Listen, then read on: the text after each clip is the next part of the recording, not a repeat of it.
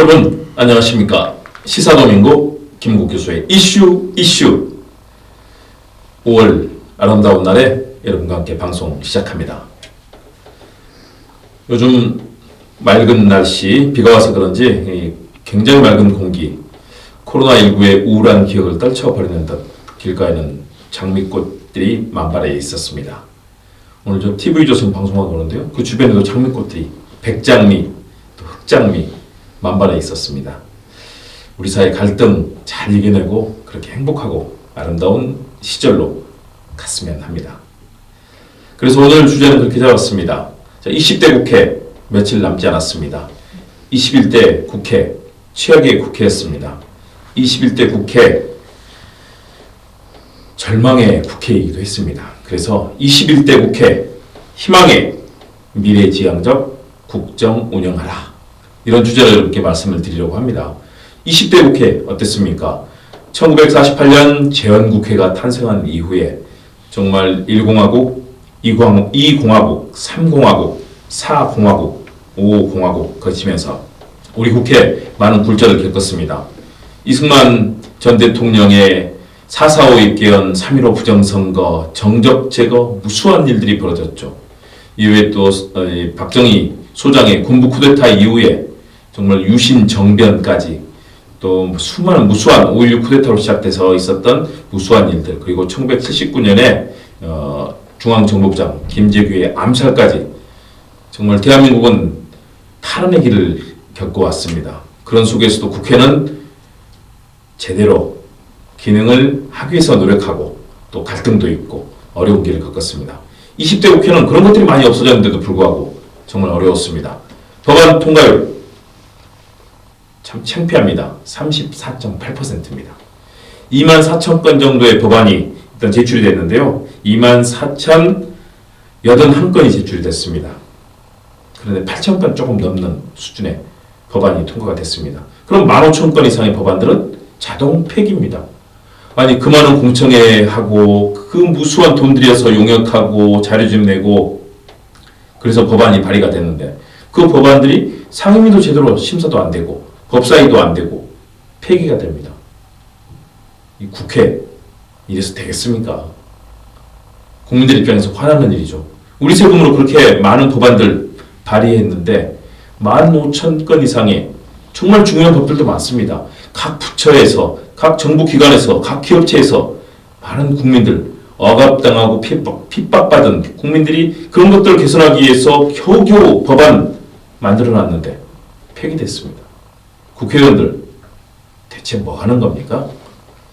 이제 국회에 바뀌어야 됩니다. 입법 기능이 사실상 마비됐던 20대 무능 국회였습니다. 또 동물국회도 재현이 됐습니다. 아니, 선진화법 만들면서 그것도 새누리당의 박근혜 위원장 체제에서 만들어졌던 선진화법, 그게 다 망가지고 국회가 폭력으로 물들고 회의 못하게 회의장 잠그고 기물 파손하고 동료 의원 국회의장까지 감금하는 사태 벌어졌습니다. 이게 무슨 정말 황당한 동물국회입니까? 이게 20대 국회의 진면목이었습니다. 국정감사 제대로 이루어지지도 않았습니다. 의원들 저질 막말의 폭력, 서로에 대한 비하, 비난, 5.18 세월호 유족에 대한 참담한 막말들, 이게 20대 국회의 모습입니다. 근거 없는 정략적인 정치 공세까지 20대 국회, 물론 그중에 열심히 일하는 의원들이 있습니다. 박용진 의원처럼 유치원의 어린이집의 각종 비리를 유치원 3법을 통해서 개선하려고 노력한 그런 의원도 있었고요. 각 상임위를 찾아보면 좋은 의원들도 많았습니다.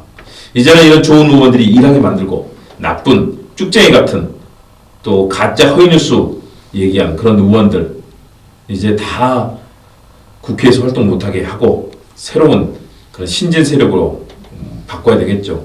물론 유권자들께서 4.15 총선에서 그런 막말 정치인들 많이 제거해 주셨습니다. 그러나 초재선이라고 또 꼭 잘하는 것은 아닙니다. 말하지 않고 개혁에 나서지 않고 능력 없는, 아직 제가 봤을 때는 현재 이번에 지역구에서 당선된 의원들, 또 비례당선 이런 된 국회의원 당선자들 국회 입법이 어떻게 되는지도 모르는 사람이 수두룩합니다. 어떻게 법을 제안하고 그 법을 공청회라든가 지역 주민과의 간담회 또 현장 탐방을 통해서 법의 현실성을 따져보고 법을 제안해서 국회 상임위에서 어떻게 토론하고 법사위를 거쳐서 국회 본회의까지 정식 법으로 만들어지는 거. 거기에 또 문제가 있다면 수정안까지 내서 또 법을 만드는 이 과정을 과연 제대로 아는 국회의원이 정말 있을까요? 많지 않을 겁니다. 우리 헌법 제대로 다 알고 있을까요? 공직선거법도 알고 있을까요? 저는 국회의원의 전문성 정말 길러야 됩니다. 20대 국회가 그런 것들을 못했습니다. 많은 민주적 절차가 보장되어 있음에도 거짓말, 막말, 가짜뉴스, 허위정보 퍼뜨리는 그런 국회의원들 많았습니다. 색깔론, 지역감정. 이건 국회의원이 할 일이 아니죠.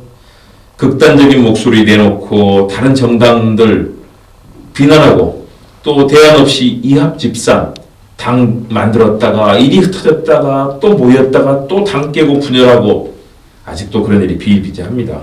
무기력한 정치력. 국민들은 좋은 정치하라고 이분들께 힘을 주고 금배지 달아주고 일할 수 있는 능력, 권한 주고 보좌관 12명 주고 수천 개의 특혜를 줬는데 이분들 제대로 일하고 있나요? 그렇지 않습니다. 더불어서 정당도 마찬가지입니다. 정말 서로 다른 정당에 대해서 비난하고 막말하고 왜 그럴까요? 바꿔야죠. 물이 나쁘다면 그 물을 확 바꿀 필요도 있습니다. 시스템도 바꾸고 제도도 바꾸고 국회의원도 바꿔내야 되겠죠. 15,000건이 넘는 법안들이 자동 폐기됐다.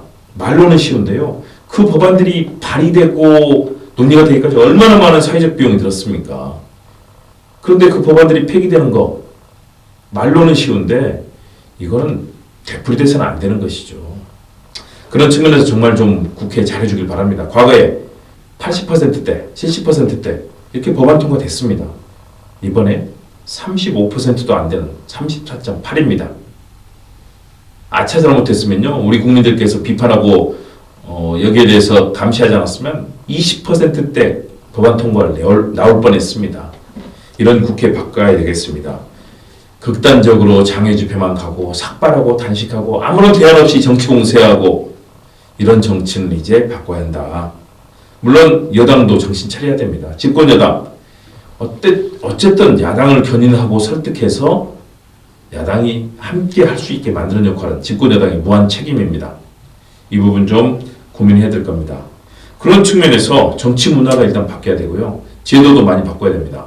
상시 국회, 국회를 정기국회 열고 임시국회 열고 그러면은 국회를 열기 위해서는 여야간 합의를 해야 됩니다. 교섭단체간 합의를 해야 되는데 학교로 가는데 학교 수업 들으러 가는데 그것을 투표를 통해 가지고 합의한 다음에 학교 공부하라고 합니까? 이거 바꿔야죠. 국회 무조건 문 열도록 해야 됩니다. 상시 국회, 국정감사. 왜 9월 정기국회 이후에 그때 국정감사 합니까? 상시적으로 감사해서 국정에 잘못된 거 잡아야죠. 예산국회. 왜 11월 말에 12월 초에 이때 예산국회 합니까? 상시적으로 예산 감시받고 1차 추경, 2차 추경, 3차 추경했으면 그 내용 따지고 그걸 왜 따로 국회를 엽니까? 예산국회 수시로 상시를 해야 되고 출석 안 하면 그 정당은 나중에는 그 정당으로서 활동 못하게 해야 됩니다. 의원들 출석 안 하고 물론 의원의 활동은 보장해야 되겠지만 자기 할 일도 안 하는 학생이 학생으로서 본연의 역할을 할 수 있을까요? 그런 측면에서 어떤 의원들이 있잖아요. 출석률이 10%도 안 되는 사람도 있습니다. 왜 국회의원 됐죠? 와서 법안 만들고 심의하고 토의하고 토론해서 국민들께 성과물을 내놓아야 될 것 아니겠습니까? 그런 측면에서 이제는 제도와 시스템을 바꿔야 된다. 상시국회, 상시국감, 상시예산국회 열어야 되고요. 각종 상임위원회, 또 특별위원회인 예결이라든가 각종 정개특위라든가 이런 것들 상시적으로 돌아가야 됩니다. 그래야만 국민들이 원하는 일을 할 수가 있습니다. 코로나19 사태, 대한민국 정치를 바꿨습니다. 대한민국의 수준을 바꿨습니다. 과거 우리는 선진국은 아직 아니다. 우리는 중진국, 중진개도국이다. 선진국이 되기를 희망하는 나라다라고 생각했습니다. 각종 비리들, 비선실세 최순실 씨가 대통령을 좌지우지하고 여기에 따라서 국정이 흔들리고 블랙리스트를 만드는 정치도 엉망이고 세계적인 대기업은 삼성하고 현대차와 그룹밖에 없다. 정말 세계 인류의 기업들도 수십 개 만들어야 되고 정치도 마찬가지고요. 세계의 선진국이 되기 위해서 할 일이 많다고 생각했는데 이번 코로나19로 이게 바뀌었습니다. 방역 시스템, 국가의 할 일을 하는 시스템. 다른 나라 정부 어땠습니까? 영국 정부 초기에 방치하다가 사태를 그르쳤죠. 스웨덴 정부 어떻습니까? 집단 면역되도록 한다고 그랬다가 지금 수천 명의 사상자가 나왔습니다. 미국 어떻습니까? 미국 조만간 사망자가 10만 명 될 것 같습니다. 150만 명의 확진자 넘으니까 벌써 며칠째입니까? 미국이 선진국일까요? 아니면 감염자, 확산자를 최대한 확진자를 줄이고 있는 대한민국이 선진국일까요? 방역 면에 있어서 분명한 건 대한민국이 선진국이라는 거죠. 나머지 시스템을 이제 만들어야 됩니다. 아, 국가가 있어서 우리를 지켜주는구나. 대한민국 정부, 국가는 다른 나라보다 훨씬 더 잘하는구나. 국민을 위해서 봉사하는구나. 대통령이 사태가 나면 바로 대구 경북 지역 달려가서 그 지역 상황을 살펴보고 총리를 파견해서 본부장 만들어서 일하는구나. 우리 국민들은 자부심을 느꼈습니다. 여당이 잘해서 지금 승리한 게 아닙니다. 여당이 물론 민주주의를 완성하고 절차적 민주주의 하려고 했고 정치개혁, 검찰개혁 하려고 노력은 했지만 여당은 성과를 못 냈습니다. 그런데 국민들께서 잘 해보라고 표를 주신 것이죠. 여당 오만하거나 독선하면 바로 국민의 심판이 다가옵니다. 코로나19 전국 여당은 대승을 했습니다. 결코 여당이 잘한 것 아니라는 거. 여당은 더욱더 노력해야, 심기일전 노력해야 됩니다. 야당 어떻습니까? 야당은 이대로 가면 폭망입니다. 당대표였던 황교안 대표, 최근 나온 여론조사 지지율 1%입니다. 다른 홍준표 전 대표가 3%입니다. 지지율이. 안철수 이런 분들과 같이 3%, 2%. 이렇게 새로운 재편의 시기에 들어섰습니다. 국민들은 발목만 잡고 반대만 하고 맨날 삭발하고 단식하고 발목 잡게 하는 야당에 대해서 여당이 잘못하더라도 야당의 표는 주기 싫다는 게 국민들의 생각 아니겠습니까? 지역도 TK 지역 영남권으로 한정됐습니다. 84석 중에 56석이 영남 지역입니다. 야당 냉전론에 색깔론에 지역감정 발목 잡아서 기득권 지키려고 했던 그 모습에서 그리고 국정개혁을 발목 잡아서 문재인 정부를 실패하게 함으로써 정권을 잡겠다는 그 전략이 이미 실패로 돌아갔습니다. 이제는 김종인 씨 한 사람 비대위원장 만들어서 어떻게 모면해 보겠다고 그런 식으로 절대 돌파되지 않습니다. 모여서 반성하고 국민들께 우리가 잘못한 것이 무엇인지 왜 반대만 하는 정당이 됐고 발목만 잡는지 그리고 색깔론 이용하고 지역감정 이용해서 살아왔던 자신들의 행태에 대해서 반성해야 됩니다. 작년 5.18 때 어땠습니까? 북한군 활동설이라든가 이런 것들 막 꺼냈다가 어떻게 됐습니까? 국민들의 이 십자 포화를 맞았고 광주에 내려갔던 황교안 대표는 물병 세례를 맞았습니다. 이번에 반성하고 사과했던 주호영 원내대표 어땠습니까? 광주에 가서 환영받고 그런 진솔한 사과를 해서 보기 좋다고 5.18 유족들한테 칭찬까지 들었습니다. 잘못에 대해서 사과하고 반성하고 제대로 하면 우리 국민들이 용서해 주십니다. 지금 미래통합당, 미래한국당이랑 서로 교수단체 만들어서 서로 통합 안 하는 꼼수를 부리고 있습니다. 그렇게 계속 꼼수 부리십시오. 또 심판당합니다. 정말로 국민을 보고 국민을 위한 정치를 해야 된다. 약속 지켜야 된다. 막말하지 말고 좋은 정책으로 국민을 위해서 봉사해야 된다. 이게 지금 야권에 주어진 과제입니다. 그래서 21대 국회에서 뭘 해야 되느냐. 집권여당, 청와대도 견제하고 당정청 협력하면서도 잘못하고 있는 정책에 대해서 비판하고 대안 제시하는 여당이 돼야 됩니다. 그런 집권 여당이 될 때 더불어민주당도 국민의 신뢰를 계속 이어갈 수 있습니다. 이제는 과거형 정치에서 벗어나야 됩니다. 미래의 대안들을 만들고 제4차 산업혁명 시대, 코로나19 이후에 침체된 경제를 일으킬 수 있는 그런 좋은 경제법안, 디지털 시대에 걸맞는 법안, 또 노동 문제, 환경 문제, 지구 온난화 문제, 어렵게 정말 생계를 이어가는 문화예술인들 문제, 이런 문제들을 해결할 수 있는 대안 내놓고 실천해야 여당도 존재할 수 있습니다. 야당도 마찬가지입니다. 이제는 불법, 탈법, 막말에서 벗어나서 국민들께 역동적이고 희망을 주는 미래지향적인 정치를 할 때입니다. 여권도 그래야 되고요. 야권도 그래야 됩니다. 새로운 리더 발굴하고 새로운 가치 만들어내야 됩니다. 원칙과 법률에 충실해야 되고요. 헌법을 지키는 그런 정치해야 됩니다. 국민들을 존중하지 않고 국민의 눈높이만 지 않는 정치한다. 곧바로 심판에 들어갑니다. 기회주의 정치도 사라져야 됩니다. 여야 모두 더불어민주당, 미래통합당 비난하면서 중간에 이속 챙기려고 하는 그런 기회주의적인 정치 세력들이 있습니다. 절대 그렇게 해서 국민들의 신뢰를 못 받습니다. 원칙과 철학, 가치를 가지고 해나갈 때 의미가 있습니다. 21대 국회 들어서면 바로 3차 추경해야 되고요. 코로나19 사태 관련된 다양한 보완 입법해야 됩니다. 경제 관련 법안들, 규제도 획파하면서도 대기업의 잘못된 행태를 바로잡고 중소기업들, 자영업자들이 움직일 수 있도록 그런 법안들 통과시켜야 됩니다. 환경 문제, 사회적 약자 문제, 기본소득법 많은 화두가 있습니다. 21대 국회 들어서면 의원들 여야를 가리지 말고 당론하고 좀 다르더라도 같이 여야 모여서 그런 법안들을 빨리 통과시키도록 일하는 국회 만들어야 됩니다. 국회법 바꿔야 됩니다. 국회를 합의해서 열고 이런 과거 관행들 없애야 됩니다. 무조건 국회 열고 일하고 법 만들어서 국민들이 함께 움직일 수 있도록 해야 됩니다. 그런 측면에서 저는 21대 국회가 정말로 6월부터 시작해서 역동적이고 미래지향적이고 희망적인 정치를 해주기를 기대합니다. 그런 의미에서 여러분들께 오늘 이 미국 대통령의 명언, 미국의 두 번째 대통령이 여러분 누군지 아십니까? 두 번째.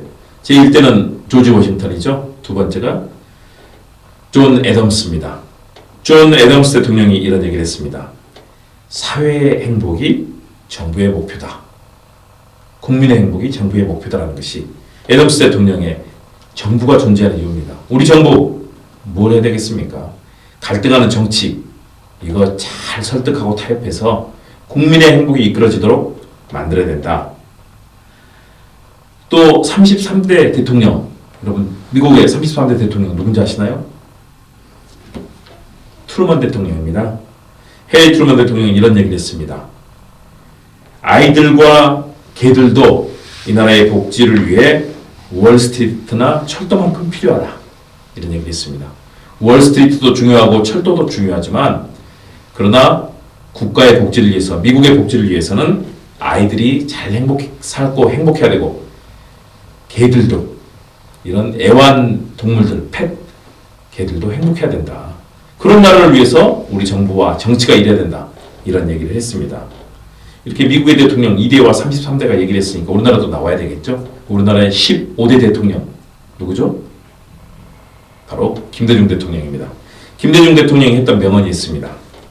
정치가 건강해야 사회가 건강하고 아름다워지며 국민이 행복하게 된다. 즉 정치가 잘 되면 억압받던 민중들이 자유를 향유하게 되고 국민 경제가 튼튼해져서 삶이 풍부해진다.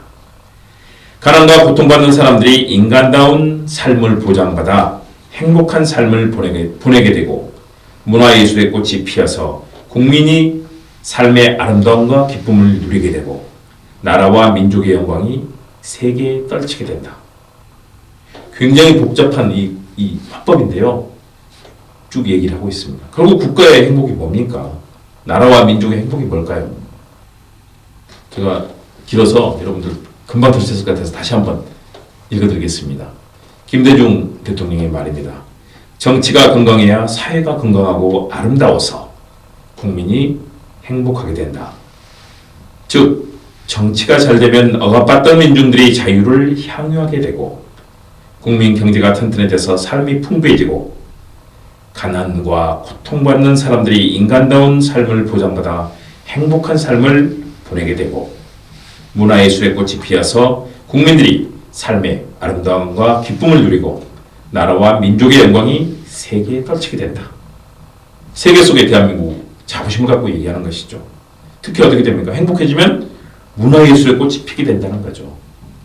문화예술을 사랑하고 향유하고 즐기는 우리 민족을 잘 드러낸 것 같습니다.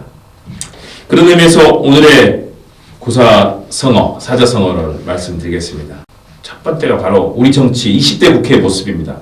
바로 당랑거철을 사자성어로 말씀드립니다. 당랑거철 뭐죠? 당자가 사막이 당자죠? 랑자도 사막이 랑자입니다.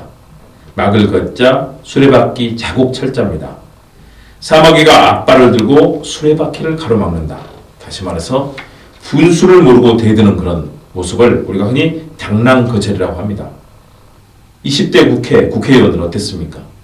국민이 무서운 줄 모르고 정치가 무서운 줄 모르고 당랑거철처럼 막말하면서 폭력 휘두르고 불법 휘두르고 국회의장 감금하고 허구한 날 삭발 단식한다고 장애로 나가고 국회 문을 팽개치고 입법 방치하고 당랑거철의 모습이었습니다. 20대 국회 바뀌어야 되겠죠. 그래서 저는 국회의원들이 스스로 갈고 닦아서 정말 제대로 된 정치를 일으키는 의원들이 되기를 바라는 마음에서 또 하나는 마부작침을 또 하나의 사자성어로 골라봤습니다. 갈마, 도끼부, 만들작, 바늘침.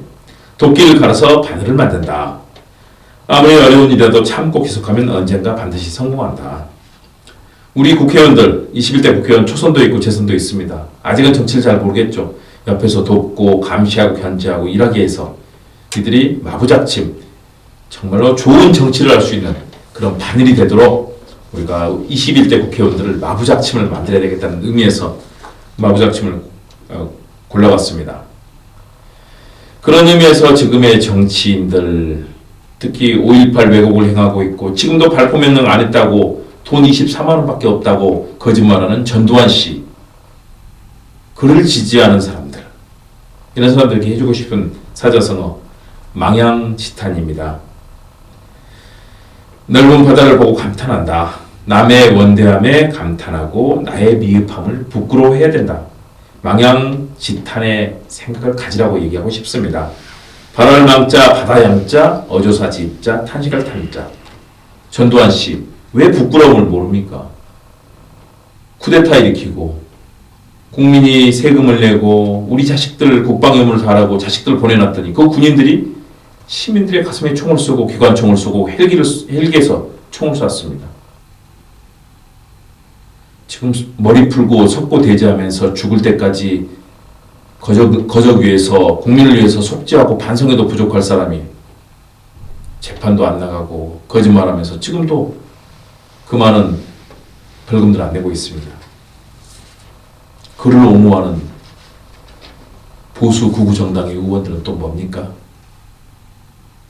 망향지탄 생각해 보시기를 바랍니다. 그래서 오늘의 시는 우리 김준태 시인의 광주로 가는 길을 제가 골라봤습니다. 광주로 가는 길. 김준태 시인은 원래 언론인 출신이고요. 학생들을 가르쳤습니다. 굉장히 이 민주주의와 민족에 대한 정서가 강한 시인입니다. 광주로 가는 길을 여러분께 낭송해 드리겠습니다. 광주로 가는 길, 김준태. 우리 이제 그리운 광주에 갑니다. 남쪽의 사랑, 남쪽의 부둥켜 안음, 어머니와 아버지의 광주에 갑니다. 가슴에 쌓인 하늘 가슴으로 펄럭이며 가슴에 담기는 바닷가슴으로 출렁이며 우리 이제 그리운 광주에 갑니다. 아, 흰옷 사람들의 역사를 짊어지고 남쪽의 대숨마을, 남쪽의 응어리진 사랑, 노래와 희망의 광주로 달려갑니다. 가슴에 밀린 새벽 가슴으로 펄럭이며 가슴에 담기는 강물 가슴으로 출렁이며 우리 이제 그리운 광주에 갑니다.